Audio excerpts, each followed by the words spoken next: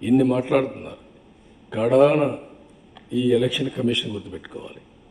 మీ CEO ఓటీలేకపోయాడు. What do you say for this? Is the election? Is it the functioning of EVMs?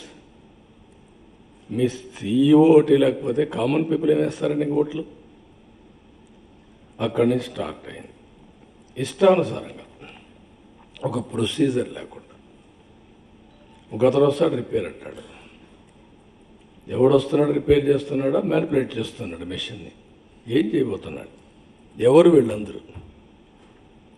What is the guarantee of not manipulation? ఈ repair చేసేవాళ్ళని ఎవరు appoint చేశారు? మీరు appoint చేశారా? మీరు appoint చేస్తే స్వయం ప్రతిపత్తి ఉందా మీకు ఎలక్షన్ కమిషన్కి? మీ ఇష్ట ప్రకారం మనుషులందరినీ చేసి పంపించారు. అదైంది.